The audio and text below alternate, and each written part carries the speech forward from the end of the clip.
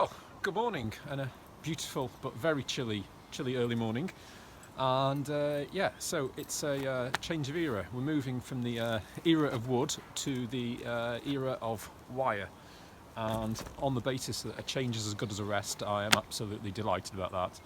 And also with wood, I know I have not basically any experience with, but with wire, I'm not no way an electrician, but it is a bit more of my comfort zone, so that will be something. Although why, even though this is for the main circuit, it is, as always with boats, it's somewhat different when you put it in here than you would do if you did it in a domestic house. So there will be some learning to do yet. But anyway, so yeah, this is it. Let's crack on.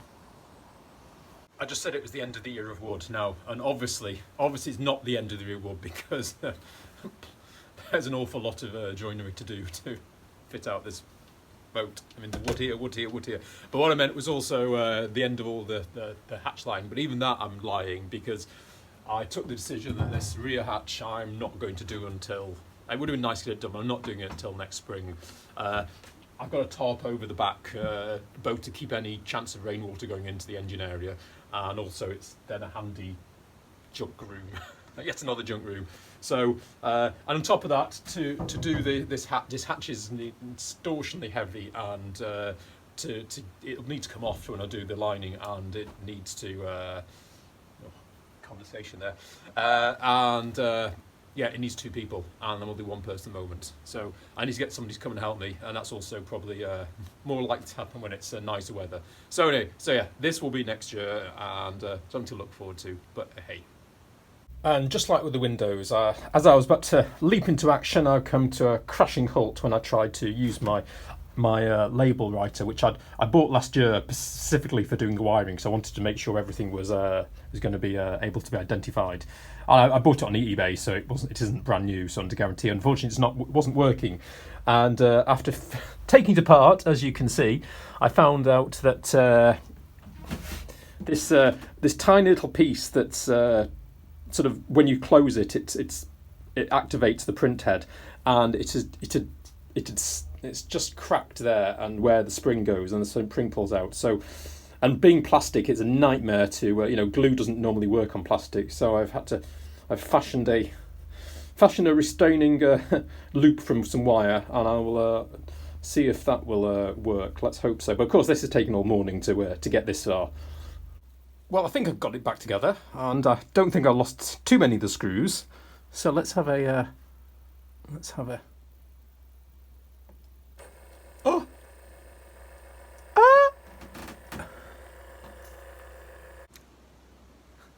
So it's not perfect, but it works. So I'm really chuffed with that. I didn't expect to be able to manage to do that. So yeah, total waste of not all waste, but total diversion of a couple of hours. But that's quite satisfying.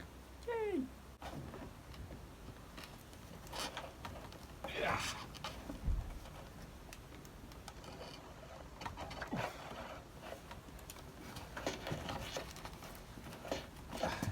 So, before I bought this conduit, I looked at the size of this cable, and I got the required size that it could fit two in, and I didn't want to go any bigger, because if any bigger conduit wouldn't have fitted flush with the insulation, where it had to go over the stiffening ribs.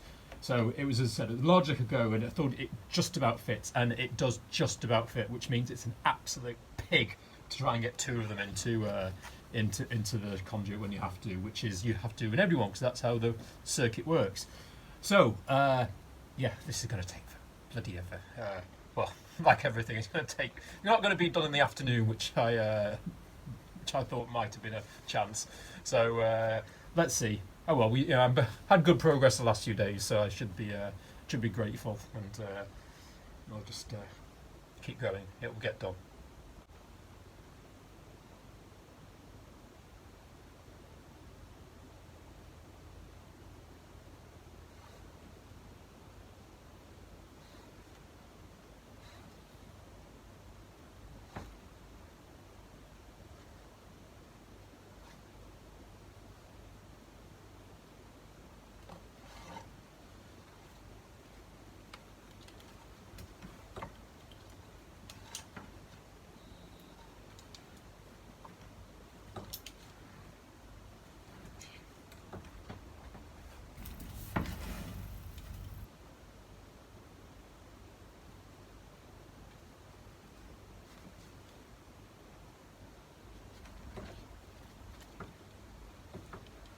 Afternoon.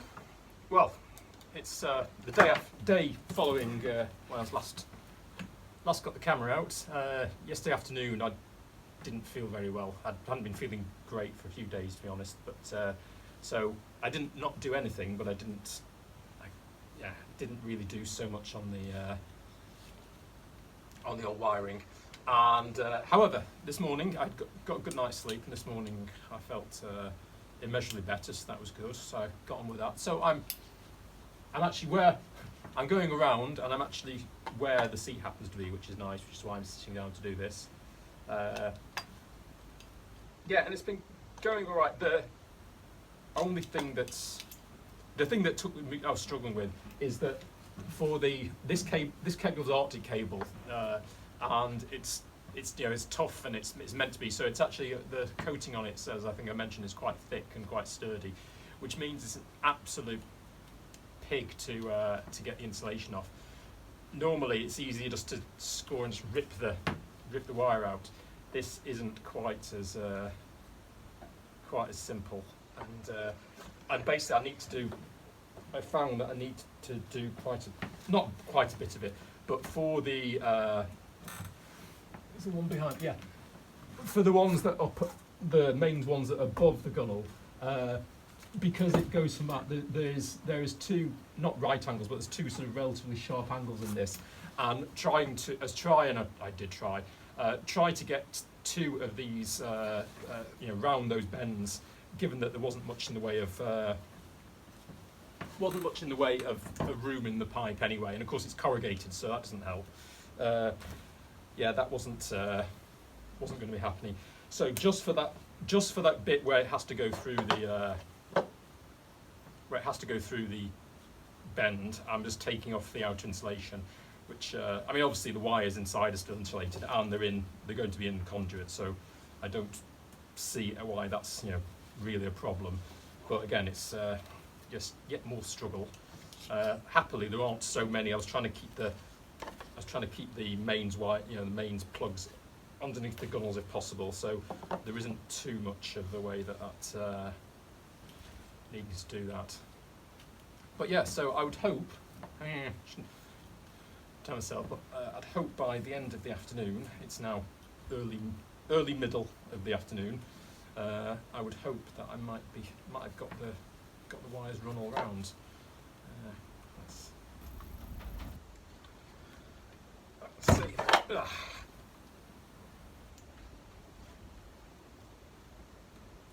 The wind's getting up outside. I'm glad.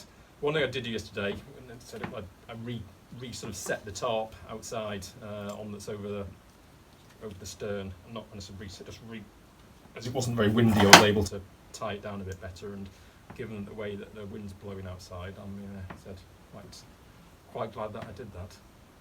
Anyway, I will keep on with this, and there we go. Once you start it, it's okay. It's just getting it bloody started that's the pain. Anyway, so let's see. You might see me in a few hours, as it were, and let's see if I've done it. P.S. Handy hint: if you need to put a drawstring in some conduit and you've forgotten to do it, put a piece of something, like I've used a bit of scrap insulation or used cotton wool or something. Tie that to some string, stick it in the end, turn on your vacuum cleaner,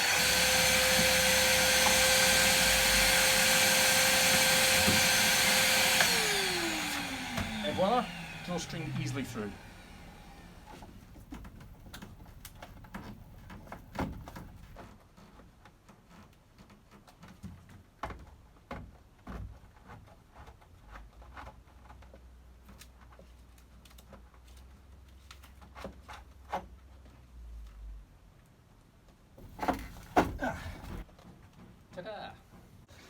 Afternoon, late afternoon, the day after I was last speaking to you. So I kind of almost got finished yesterday. I did all the way down the sides, and the only things that were remaining were to do where the ring has to go across the bow and stern. I'm using a ring. It doesn't have to be a ring because